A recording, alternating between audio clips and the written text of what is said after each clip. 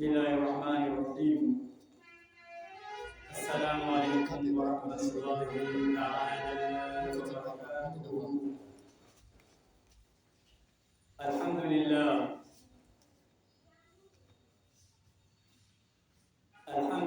wakafa, wassalatu wassalamu ala rasulillahi mustafa wa ala alihi wa sahbihi dawi surafa. Amma ba'du, yaqulu Allahu tabaraka wa ta'ala, man kana yuridu al-hayata ad-dunya wa zinataha nuwaffi ilayhim a'malahum fiha wa hum fiha la yubkhasun. Ulaika alladhina laysa lahum fil akhirati illa an-nar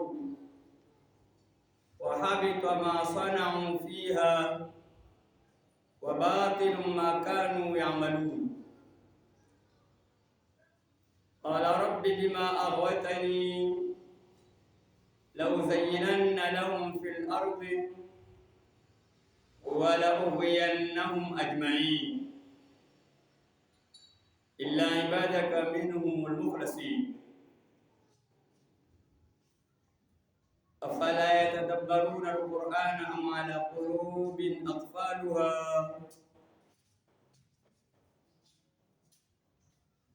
Wa yaqulu alayhi salatu wassalam,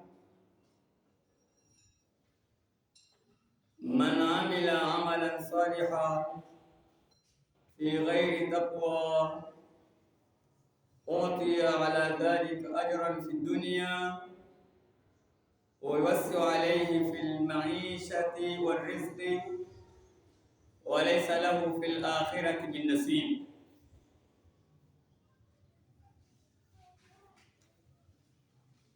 Wa qala aydan tabaraka wa ta'ala, qalu ma akhlafna maw'idaka bimalikina walakinna humilna awzaran min zinatil qawm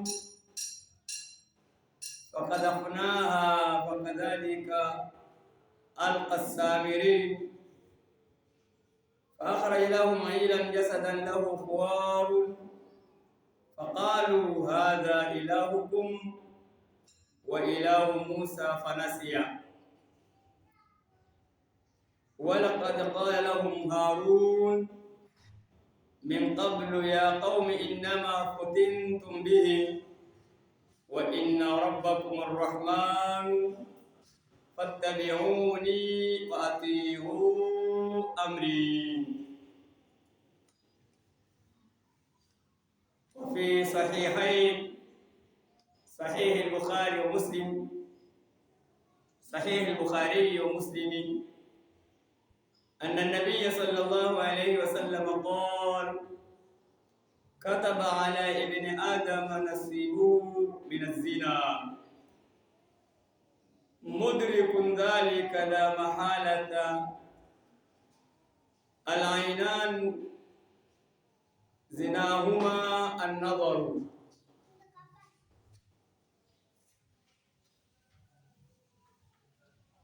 والأذنان زناهما الاستماع واللسان زناه الكلام واليد زناها البطش والرجل زناها الخطوة والقلب يهوي ويتمنى ويصدق ذلك. Baada ya kumshukuru Mwenyezi Mungu Subhanahu wa Ta'ala na kumtakia rehema Mtume Muhammad sallallahu alaihi wasallam, tupo katika Ijumaa ya ufunguo 7 tarehe ya Oktoba, tarehe 17 ya mwezi wa Oktoba Tusema alhamdulillah. Baada ya kumshukuru Mwenyezi Mungu na kumtakia rehema Mtume Muhammad sallallahu alaihi wasallam, twaendelea kukumbushana na kuelimishana na kufaidishana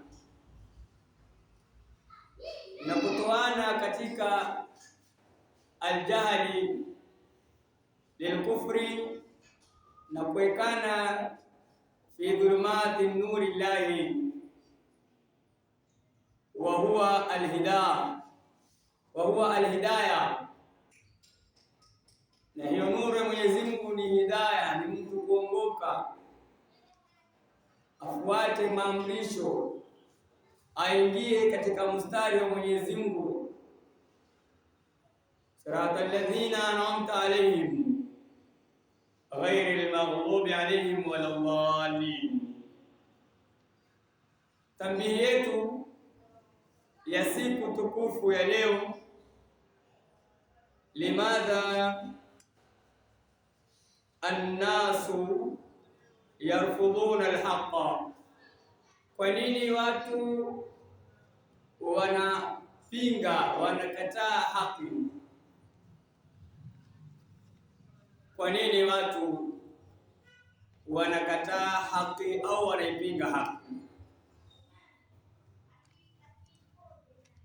Katika lugha ya Kiarabu, arrafdhu tardu shay au ibadu anhu, ni kutupa kitu au kuambali na kile kitu, ni kutupa kile kitu ukiache una haja nacho au ukaembali nacho kile kitu, ndio maana arrafdhu.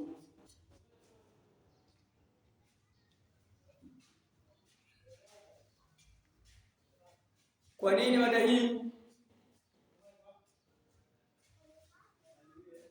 Mada hii ni kuwa sisi tuambiana watu, wanadamu kwa wanadamu, tuelezana haki kana ile watu wanaisikiza, baada ya kuisikiza wanaitupa, wanamwacha yule aliyenena.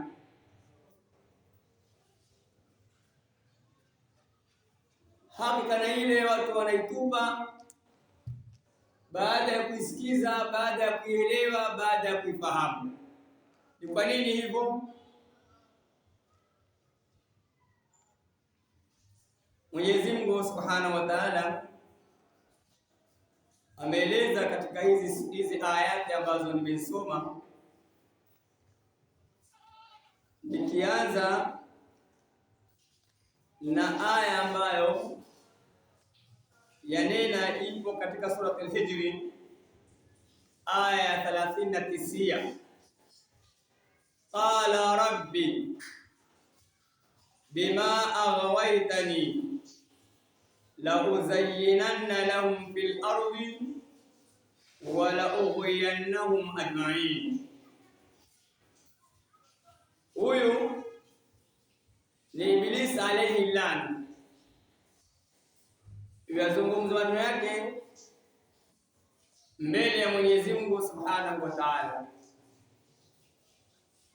Mwanzo wa Ibilisi alikuwa ni kipenzi cha Mwenyezi Mungu Subhanahu wa Ta'ala. Mwanzo wa Ibilisi alikuwa rafiki wa Mwenyezi Mungu Subhanahu wa Ta'ala. Mwanzo wa Ibilisi alikuwa ndio mwenye takwa ya hali ya juu duniani. Mwanzo wa Ibilisi alikuwa ndio mtuifu mkubwa, mnyenyekevu mkubwa katika dunia. Baada ya kukataa haki, Mwenyezi Mungu akamlaani. Baada ya kukataa haki, kukubali ubatilifu, kukubali maovu, kuyapiga makamama ya sofaa, akawa amejikakamua katika yale mabaya, akawa nafsi yake Ibilisi yapenda yale mabaya, nafsi ya Ibilisi yataka kufanya yale mabaya, mpaka akatukua certificate ya kibri yeye mwenyewe, akajivisha, akamjibu Mwenyezi Mungu Subhanahu wa Ta'ala kwa kisa kirefu cha Ibilisi ndani ya Qur'ani. Wakati Mwenyezi Mungu Subhanahu wa Ta'ala alimuumba Mtume Adam na kuambia malaika usjudu li Adama, msujudieni huyu Adam. Sijida yenyewe ya kusujudia Adam ni sijida ambayo ya sajdatu tahiyya, ni sijida ya kuamkua tu, na hapo malaika walikuwa kufuata amri ya Mwenyezi Mungu Subhanahu wa Ta'ala, kama Mungu alivyowasifu akinena la yasuna Allah, malaika hawamuasi Mwenyezi Mungu wala hawajui kuasi. Ma amarahum, walioamrishwa na Mola wao, walioamrishwa wafanye, malaika wanafanya. Wayafaluna ma yumarun, wanafanya wanaoamrishwa. La yasuna Allah, hawamwasi Mwenyezi Mungu kwa chochote, kwa lolote. Wayafaluna, na wanafanya malaika ma yumarun, wanaoamrishwa kila siku kuyafanya. Kiyama kisimama, malaika wenye kuasi. Ibilisi alikuwa pamoja na malaika kisa kirefu, yeye ile sijida ya kumwamkua Mtume Adamu akakataa. Ma manaka alla tasjuda idh amartuka, ni kipi kimekuzuia kusujudu wakati nilipokuamrisha kusujudu? Mungu aelewa kwa malaika ni malaika, Mungu aelewa kwa jini ni jini, Mungu aelewa binadamu ni binadamu, Mungu aelewa kwamba miti ni miti, Mungu aelewa kwamba kuna vitu ambavyo havina taklifu duniani, jamaadati hazina roho. Hapa alimuelewa Ibilisi kuwa ni jini. Alipokuwa na malaika, Mwenyezi Mungu akanena kuambia malaika msujudieni Adamu. Sasa Ibilisi naye akafanya kuulizwa na Mwenyezi Mungu, ni kipi kimekuzuia usiweze kumsujudia Adamu? Alikuwa kwa ufupi tu ambaye Mwenyezi Mungu, haya maneno yako ya Allah, wewe nimesikia ukinena malaika nyinyi msujudieni Adamu.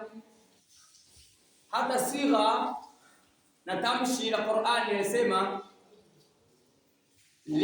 wa idh qulna lilmalaikati, wakati tulivonena kuambia malaika.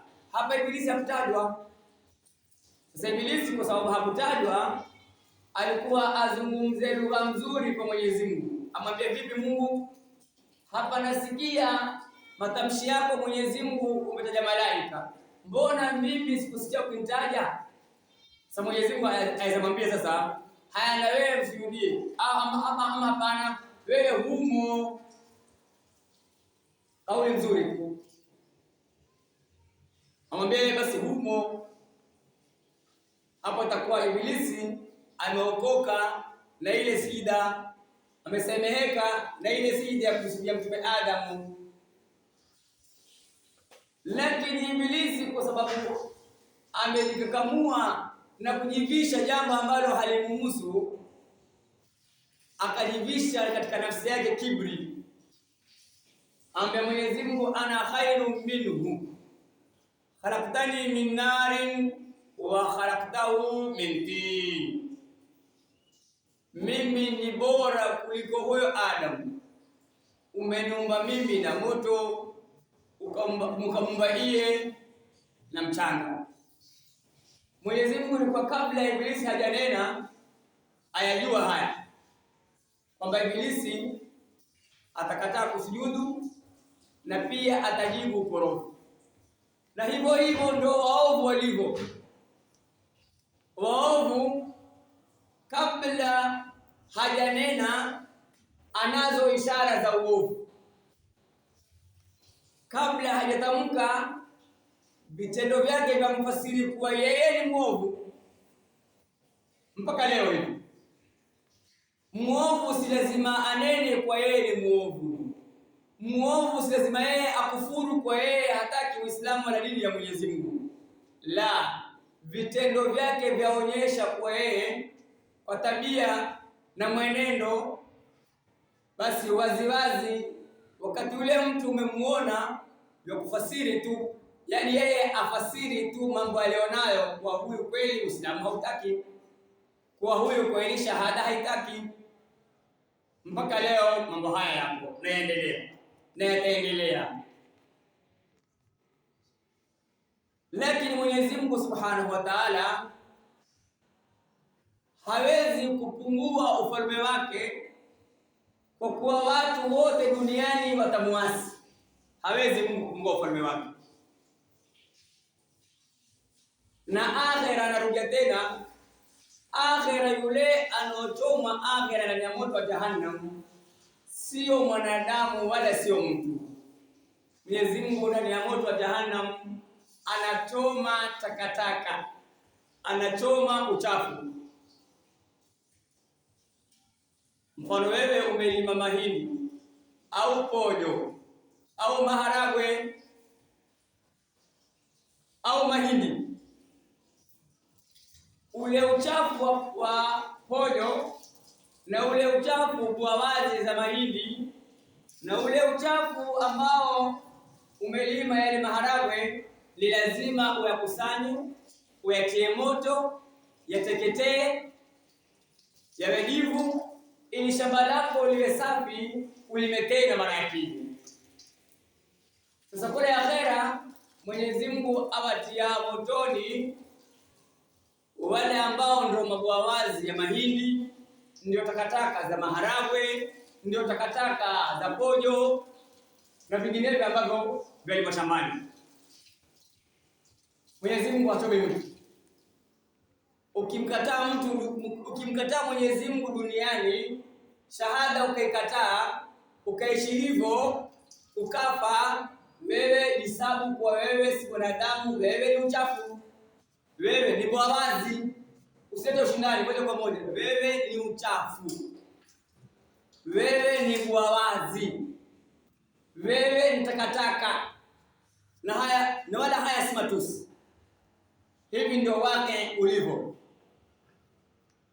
Sasa Ibilisi hapa amwambia Mwenyezi Mungu baada ya kujivisha kibri, sifa ambayo hakuwa nayo tangu hapo awali. Ibilisi amwambia Mwenyezi Mungu, qala rabbi, amesema Ibilisi kumwambia Mola wangu, bima aghawaitani, kwa sababu wewe umenipoteza mimi, la uzayyinanna lahum fil ardi, nitawapambia katika ardhi.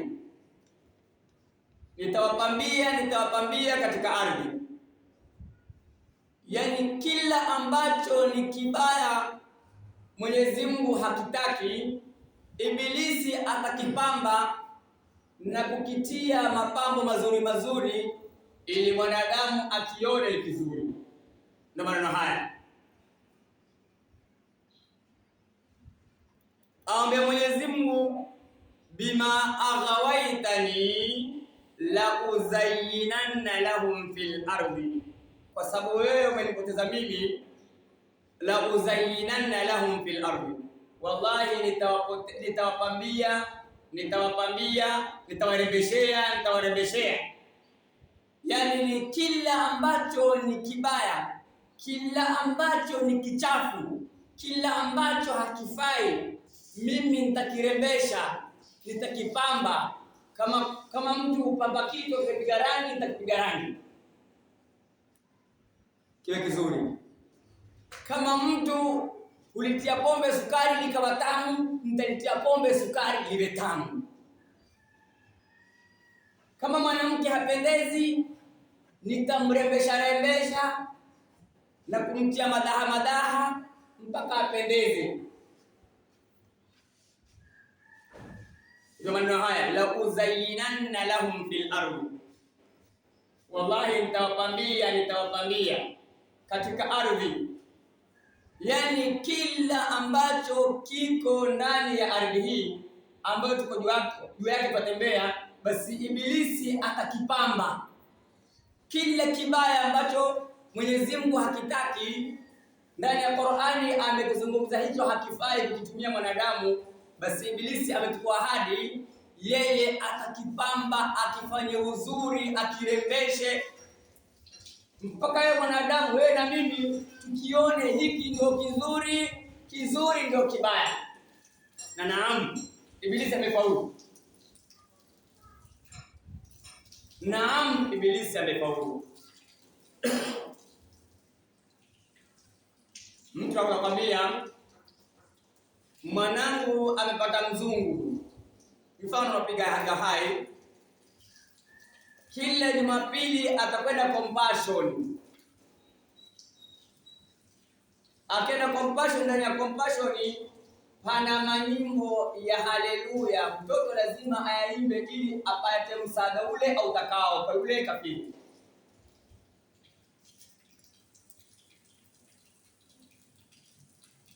Hauwezi kumfuata mtu nusu nyingine kuikataa, haiwezekani.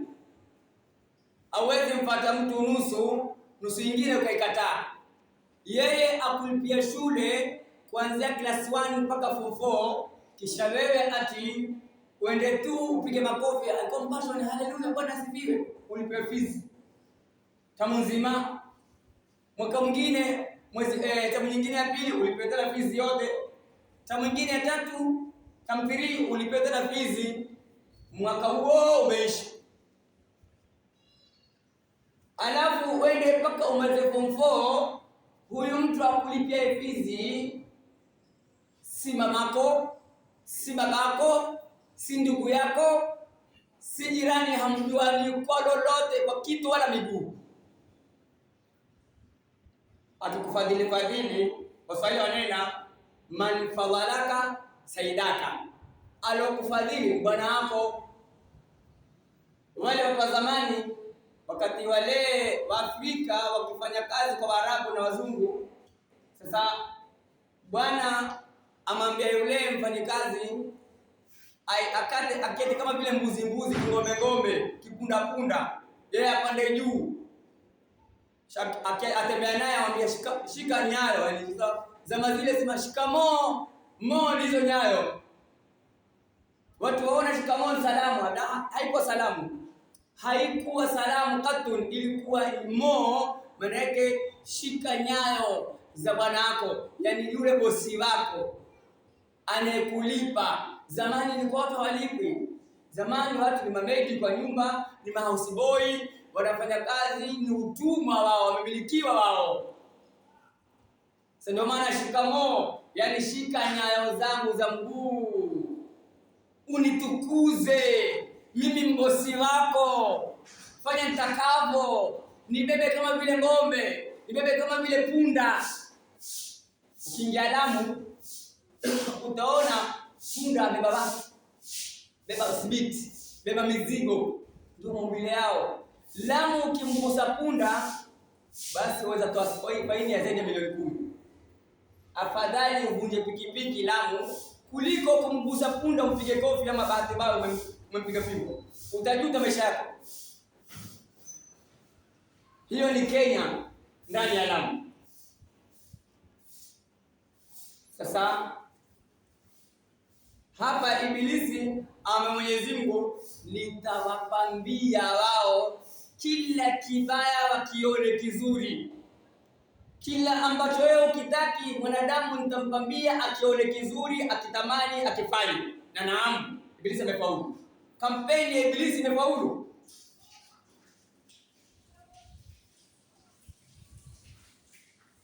Wala ughwiyannahum ajmain, na wallahi nitawapoteza wote walio duniani.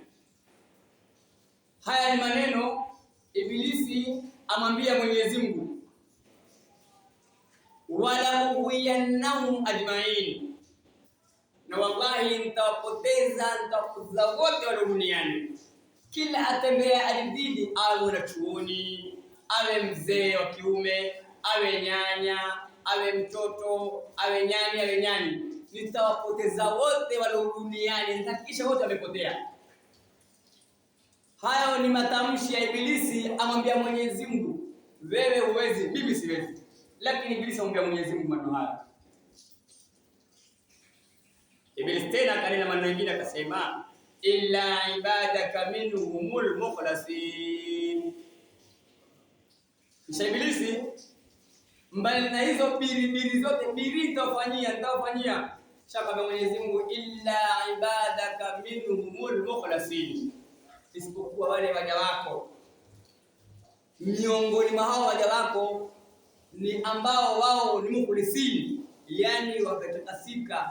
Akiswali aswali kweli, akifunga saumu afunga saumu kweli, akitoa atoa kweli lillahi taala, akenda dawa kwa ajili ya Mwenyezi Mungu aenda kweli kwa ajili ya Mwenyezi Mungu, asimangwe, asengenywe, apigwe, achukiwe, watu kwenye vikao, yeye anakwambia sijali, watu wafanye watakavyo, madamu najua nifanyalo, basi waache waseme, watasema usiku mchana, usiku watalala.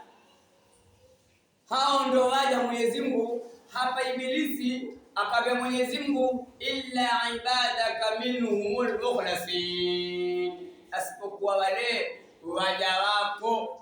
Kuna waja Mwenyezi Mungu,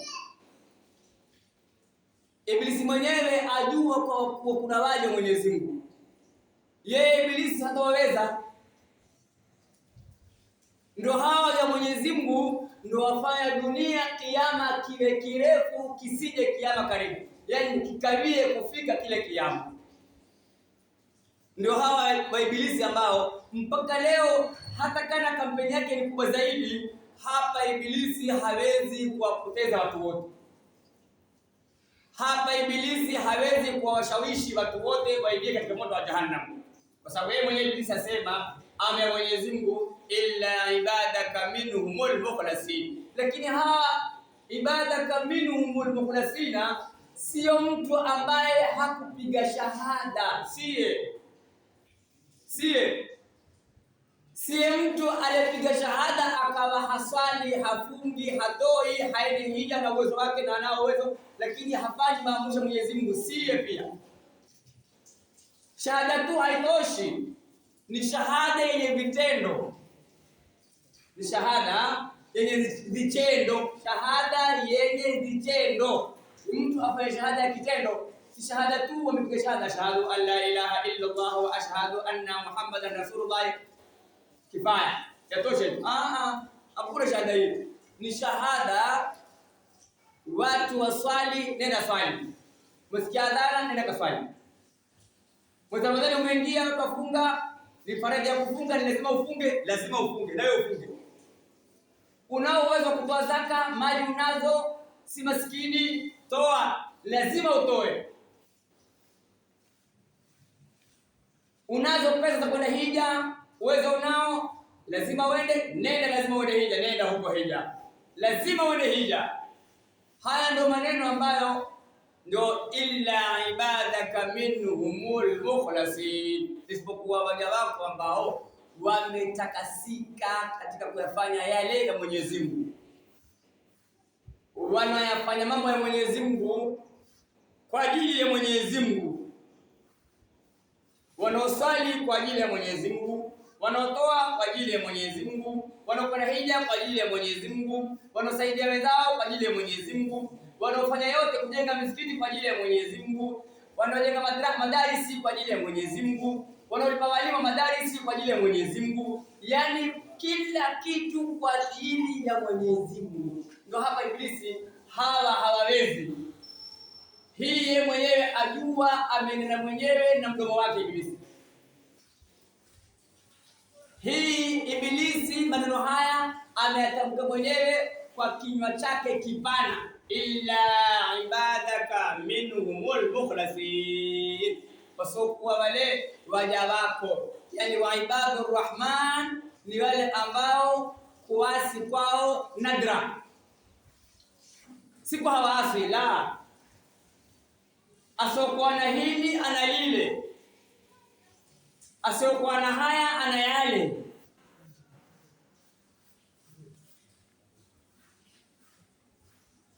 Ndio Mwenyezi Mungu asema man kana yuridu alhayata dunya, ambaye ataka uhai wa dunia, wazinataha, na mapambo ya dunia, nuwaffi ilayhim amalahum fiha, tutawalipa hao kwa hayo wayafanyayo, amali zao, matendo yao tutawalipa wao, fiha, katika dunia, wa hum, na wao, fiha, katika hiyo dunia, katika hayo wayafanyayo, la yubhasun, hawezi kudhulumika, hawezi kudhulumiwa, kunyimwa hata shubiri moja la tendo ambalo walifanya kwa ajili ya Mwenyezi Mungu.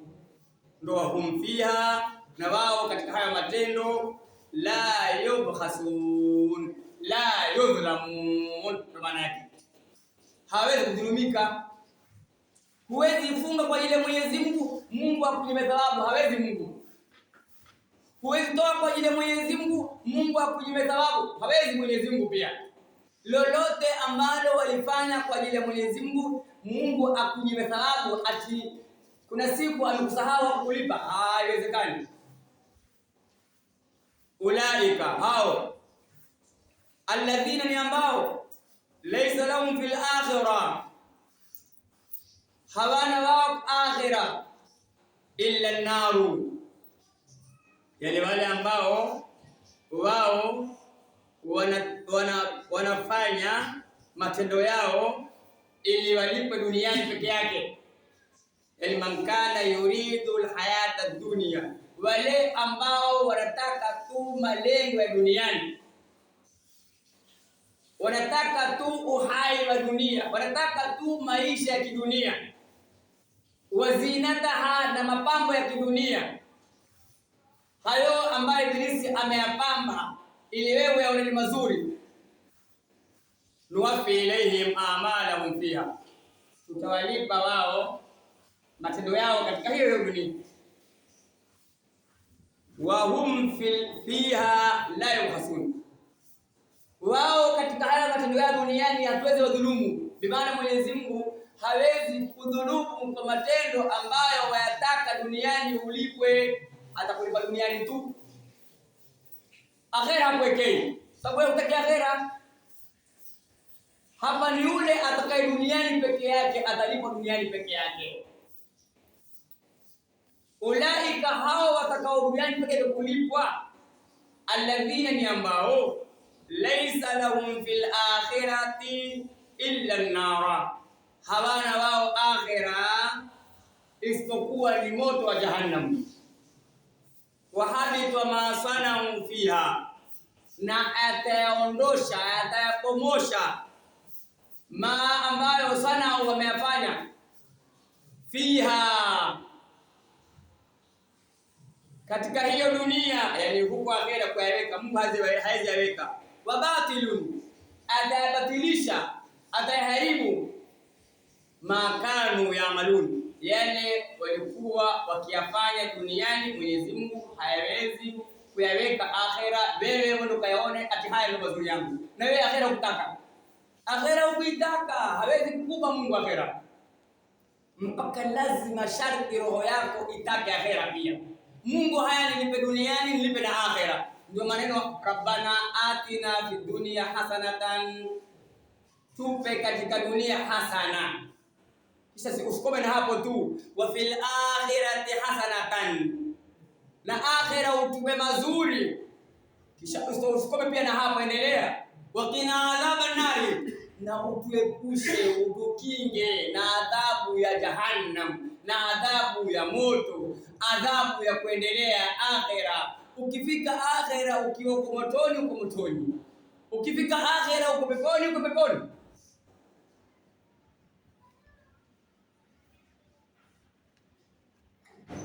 Mwenyezi Mungu asema, afala yatadabbaruna alqur'ana, hivi hawa wanaoeleza Qur'ani kila siku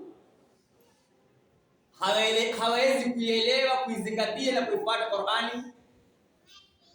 Ama ala qulubin aqfaluha, au katika nyoyo zao wana zizibo.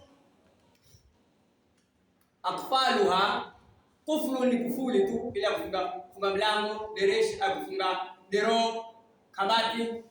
Sasa Mwenyezi Mungu asema afala yatadabbaruna alqur'ana, hawa kila siku hueleza na Qur'ani, hawazingatii na kufuata Qur'ani. Kwa nini?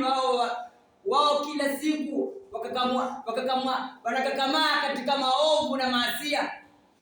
Ndio maana haya afala yatadabbaruna alqur'ana, hivi hawazingatii Qur'ani hawa wanadamu. Kila siku wanaambiana, kwa nini hawazingatii Qur'ani?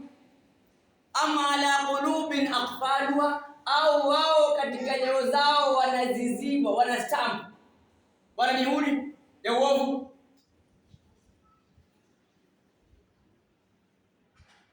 Hadithi yasema man amila amalan salihan, mwenye kufanya amali nzuri njema yenye ambayo Mungu anairidhia na mwanadamu mwenyewe anaipenda, fi ghairi taqwa, sina kumcha Mungu, yani ile amali nzuri ndani haina ucha Mungu, maana ndani haina ikhlas, ndio maana haina ucha Mungu.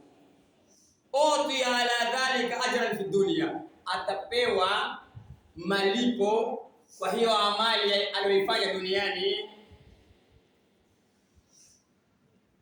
Uti ala dhalika ajran fi dunya, atapewa kwa hiyo amali nzuri aliyoifanya malipo duniani tu. Wayuwasiu alayhi fil maishati warizqi, na atakunduliwa, atafunguliwa, atanyoshewa, atapewa kwa upana zaidi. Alayhi, yeye, fil maishati, katika maisha yake ya duniani, wa rizqi, na riziki yake itakuwa pana kubwa nzuri zaidi. Walaysa lahu fil akhirati min nasibin, hana yeye huko akhira wakati akifika fungu lolote la aina ya thawabu.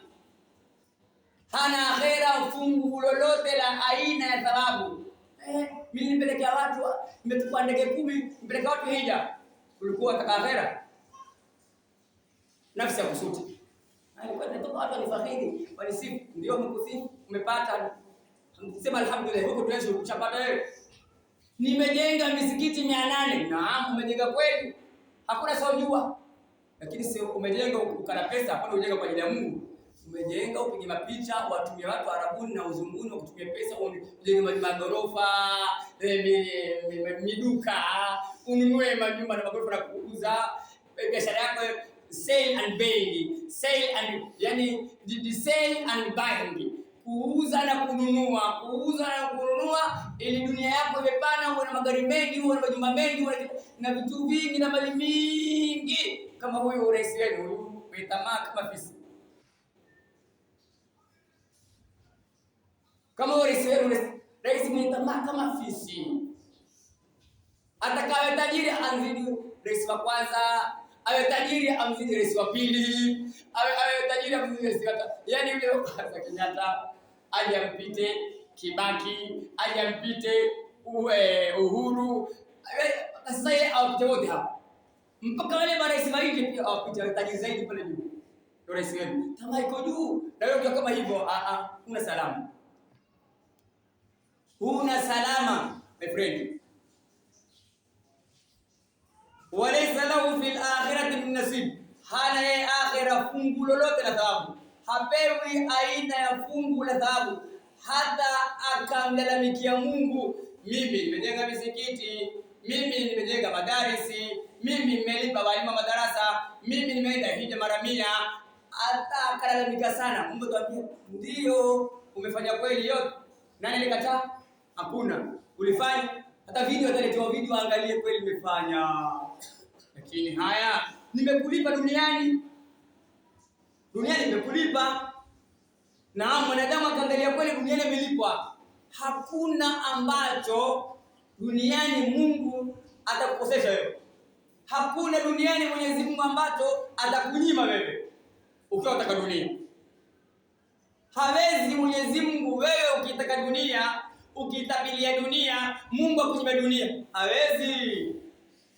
Itakuwa kukufanyia haki, lazima akufanyie haki. Ukitaka dunia atakulipa dunia, ukitaka akhera atakulipa akhera na dunia. Kinyume ni hivyo, ukitaka akhera tu utaki dunia, Mungu atakupa akhera na dunia. Ukitaka dunia peke yake, Mungu atakupa dunia, atakunyima akhera.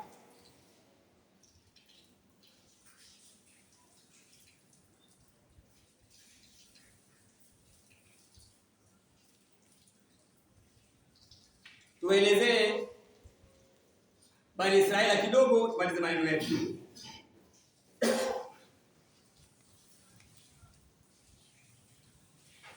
Qalu ma akhlafna maw'idaka bimalkina walakinna humilna awzaran min zinati alqawm qadafnaha fakadhalika alqa as-samiri fa akhraja lahum ilan jasadan lahu khuwarun faqalu hadha ilahukum wa ilahu Musa fanasiya walaqad qala lahum Harun min qablu ya qaumi innama futintum bihi wa inna rabbakumur rahmanu fattabi'uni wa ati'u amri.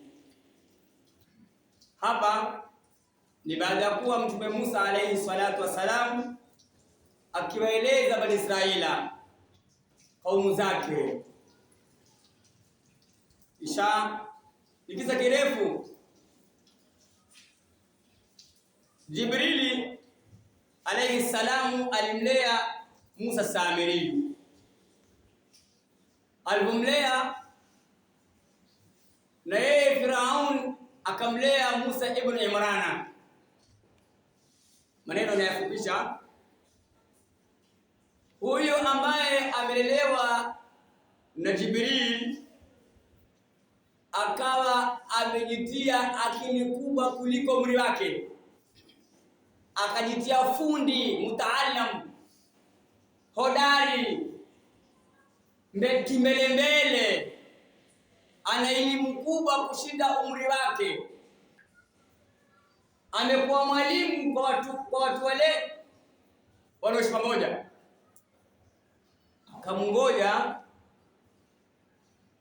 Jibrili. Alipokuja kwake yeye, Jibrili ndio mwenye kuletea chakula, kama ni pilau humletea, kama ni matoke humletea, kama ni biriani humletea. Yani anempa riziki na kumlea kwa hali zote alikuwa ni malaika Jibrili yamlea Musa Samiri. Fa Musa alladhi rabbahu Jibrilu mursalun wa Musa alladhi rabbahu Firauna mursala. Musa ambaye amelelewa na Jibrili ni kafiri. Musa ambaye amelelewa na Firauni alayhi lana ni mursal, ni mwema, ni mtume wa Mwenyezi Mungu Subhanahu wa Ta'ala. Na maneno haya, si kila analelewa na mtu mzuri akawa mzuri, si kila analelewa na mtu mwema akawa mwema. Yategemea uliapproach vipi na uliabeba vipi ya huyo alokuwa akikulea duniani mpaka akafa amekulea malezi yetu, na yeye uliakubali vipi? Baba aweza kuwa ni mcha Mungu, mtoto akaifiriti namba moja. Sio kila anaelelewa na mwema huwa mwema. Mwi huwa mwema baada ya kuwa umekubalika, wataka kuwa mwema ule mji. Mji hawezi kuwa mwema ikiwa mji wenyewe hautaki kwa mwema. Mji si mji, mji ni watu. Hapa sema qalu, wamesema ma akhlafna maw'idaka, hatukuhalifu ahadi yako.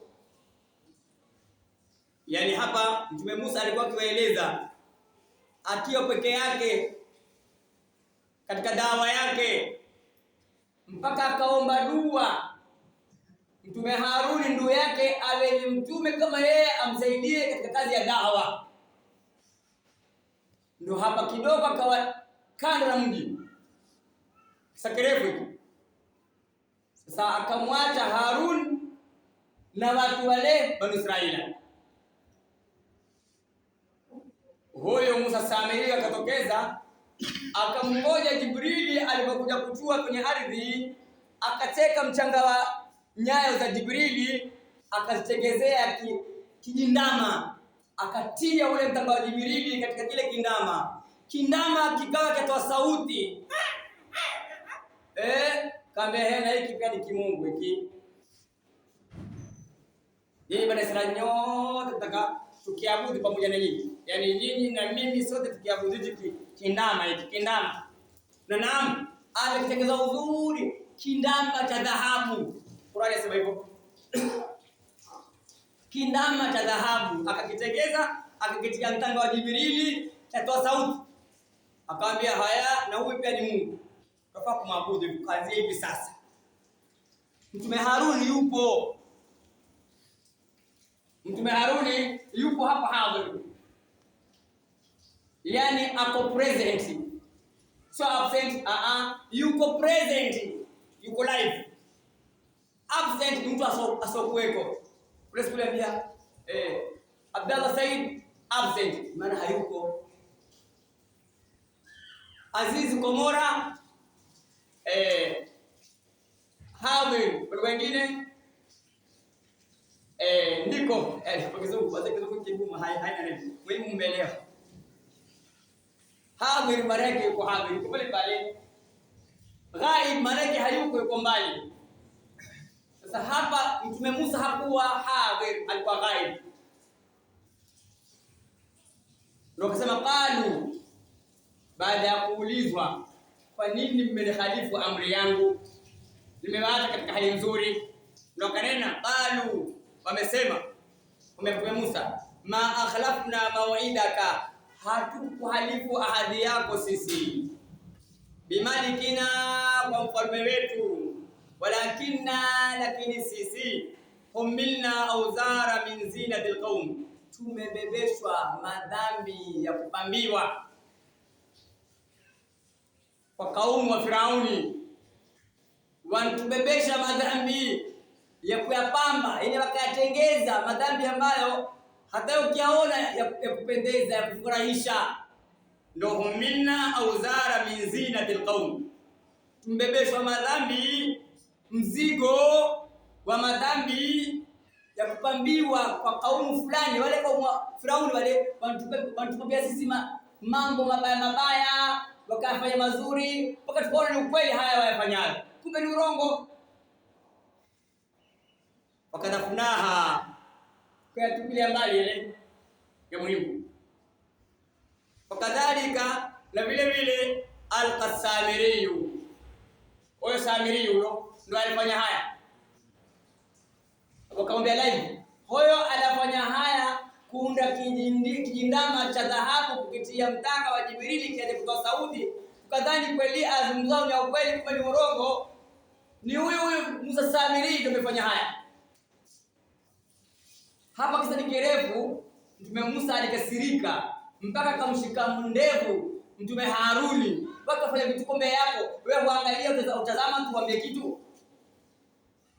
Kisha akamwambia usinishike ndevu mtoto ya ibn ummi, kijana cha mamangu, usinishike ndevu. Hawa nimeogopa kuja kuwaeka mbali baina Bani Israila, nimeogopa kuwafarikisha hawa. Lau nitawaambia maneno na bila hali hawa tayari fikra zao wametoa fikra mbaya mpaka zimekolea, kama ni roho imekolea, kama mchuzi imekolea. Nikaogopa nikiwaambia maneno yangu hawatonisikiza. Akaambia lazima waambie, wasikize wasisikize, lazima waambie. Kwa maana yaendelea, fa ilahu ilan, akatoa kwa wao ilan jasadan, yani kindama ambacho kina mwili, lahu khuwarun, kina sauti kama ng'ombe ya kawaida ama mbuzi ya kawaida. Faqalu, wakasema wale Bani Israili, hadha ilahukum, yani yeye akamwambia wao, hadha ilahukum, huyu ndio mola wenu, wa ilahu Musa, yani yeye na wale wanaomkubalia Musa Samiri ndio wamezungumza kwa pamoja. Qalu hadha ilahu, kanena huyu ndio Mola wenu nyinyi Bani Israili. Wa ilahu Musa, na huyu ndio Mungu wa Musa alayhi salam. Fanasiya, haya Musa aliyasahau, hakuwaeleza nyinyi. Huyu ni Musa Samiri, awaeleza watu maneno ya upotovu, maneno mabaya, maneno ya ulanisi, maneno ya kumkufuru Mungu. Na tabani mtu akija na hoja barahim, hoja ambazo ukiziona hoja zile, mimi nataka nikutengeze mama yako na amekufa kama miaka 40 iliyopita. Hatengeze tabani, amtengeze mama yako, akija mbele yako ni mama, mavazi, kunena na kutembea na tabia.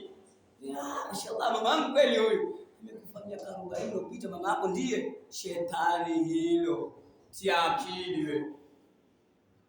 Kuna mwanao mpenda mno wewe katika maisha yako, ghafla akakufia, akwambia kuna mwana fulani wakumbuka umekufia ghafla, nakuletea hivi sasa, tena hata mtakani miaka yote kweli, kuletea pa akuletea mwanao kweli, ndiye mavazi mpaka vile kutembea, kunena, kila kitu ndiye. Ukasema mashallah, ndiye kweli mwanangu huyo. Utaamini wewe kama imani yako ni ya pilipili na ndururu. Kuna imani za pilipili na ndururu, kuna imani jitentere. Ndio hapa Musa Samiri akaunda kijingombe cha dhahabu, kiinama cha dhahabu, kisha akakitia ntanga wa Jibrili, kikao cha sauti, akaambia huyu hadha ilahukum wa ilahu Musa, huyu ndio Mungu wenu na Mungu wa Musa. Huyu Musa hayuko. Fanasiya, haya Musa aliyasahau, ndipo hakuwaeleza. Sasa Musa hizi basi, kabla Musa hajadiriki hapa, hajafika hapa, hajadosa hapa, basi aminini huyu ndio Mungu wenu na Mungu wa Mtume Musa. Tabani wengi katika wao waliamini. Lakini walaqad qala lahum Harun min qablu ya qaumi innama futintum bi wa inna rabbakumur rahmanu fattabi'uni wa ati'u amri. Hapa Firauni sikuwa Musa, sikuwa Harun, sikuwa hakuambia la, Firauni aliwaambia, lakini Waswahili wakanena na Waswahili sikio la kufa alisikii dawa. Alizungumza sana Mtume Harun. Walaqad qala lahum, na hakika alinena kuambia wao Harun, Mtume Harun, min qablu, kabla ya hapo, kabla ya kufanya hayo, ya qaumi, enyi watu wangu, innama futintum bih, mmefitinishwa hayo, mmehadawa. Huo ni ukora, huo ni urongo, huo ni ujambazi, huo ni uhuni wateni. Wa inna rabbakumur rahmanu, hakika Mola wenu ni Mwenyezi Mungu mwenye kurehemu wema na majambazi ulimwenguni. Naam. Fattabi'uni, mfuateni mimi, mfuate uongofu wa Mwenyezi Mungu. Wa ati'u amri, na mfuate amri yangu, haiwezi wapoteza amri yangu. Haya ndio maneno ya Mtume Harun akiwaambia wale wa Israeli. Lakini je, ni nani sahihi umwambie kabla mwanao hujampeka shule, mpeka madrasa, hujazuka wewe, hujaendelea wewe, ishamba wewe, dufu wewe, utapewa sifa zote? Na kupa challenge mimi, mwanao mpeleke madrasa, ahifadhi Qur'ani, ende aanze class 4 au class 6 school, atashika namba 1 mpaka form 4. Biri fanya hivi kama uamini. Hii inakupa physically, practically, not theory my friend. Qur'ani kwenye kifua imejaa, akaijua na maana yake, mpeleke grade 6 school, atapita tu through. Lakini kifua kimejaa ghushi, kifua kimejaa giza, kifua kimejaa ndarandara, kifua kimejaa zishenterea maneno na vituko vya ibilisi na vituko vya mtahani na marafiki wabaya. Ataende skuli akapasi. Wewe usoma miaka 14, saa hizi kuna miaka 4 mbele huko. kuna grade 6, kuna grade 9, kuna grade 11, kuna grade 12, kuna grade 17, kuna grade 19, kuna grade 20. Lakini akifika hapo kwenye grade 20 yupata Z+. Unajua maana yake? Kwa sababu huku nyuma tayari alimtupa Mungu. Wewe baba ukaridhika mtume Mungu, lazima apate Z+.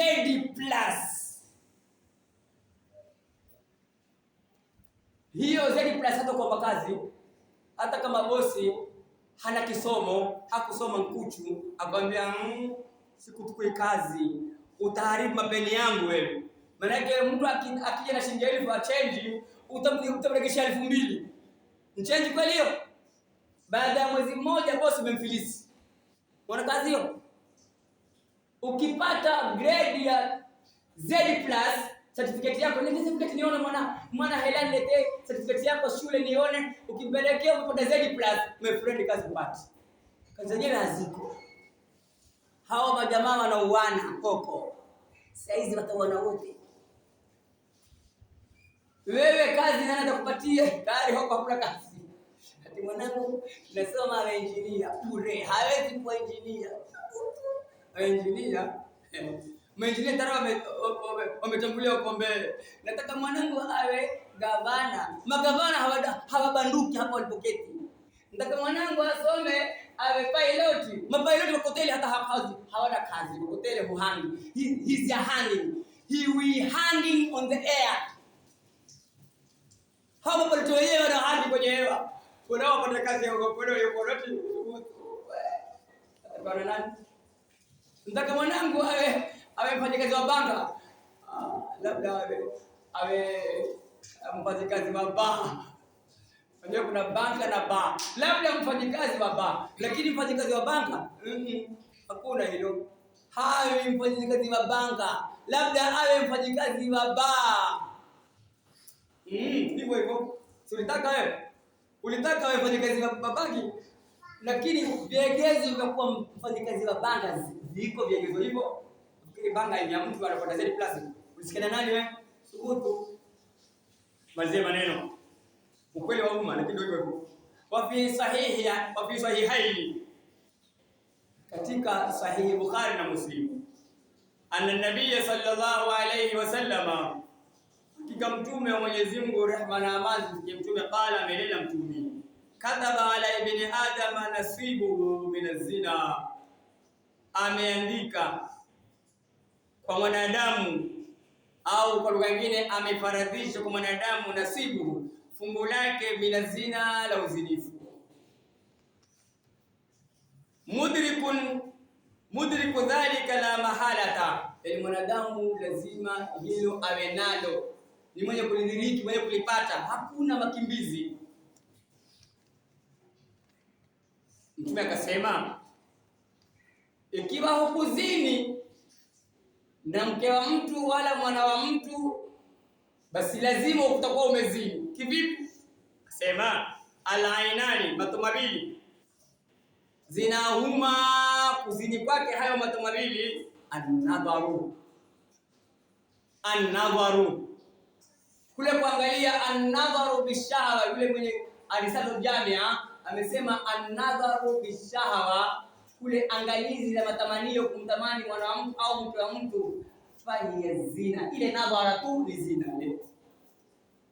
Mimi kesi kwa kuzidi kumvua mtu nguo, ndio kwa kumvua mtu nguo, lakini si umeangalia kwa matamanio, tamani ukasema la ungelipata ile dinalike lile lingetambua, lakini huneni kwa sauti, wanena kwa roho, umezidi.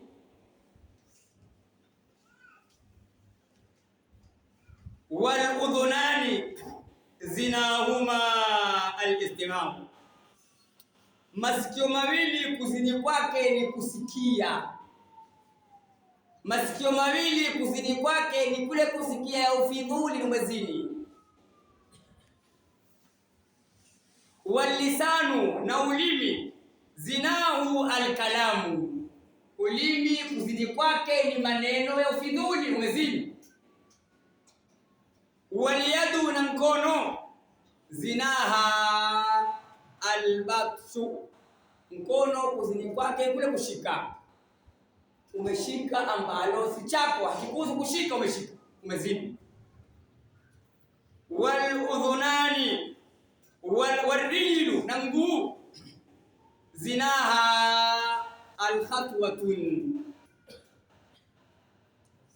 mguu kuzini kwake ni zile hatua 1 2, waenda huko, una miadi, una appointment. Hello my sweetheart, my darling heart, mkeo unamekaa naye 18 hujamwita sweetheart, lakini mtu wa watu, mkiwa mtu msara wa watu wamwita my sweetheart, my darling heart, my peremende heart. Huo urongo wewe, uzilifu wa mdomo, uzilifu wa miguu, wote umeupata.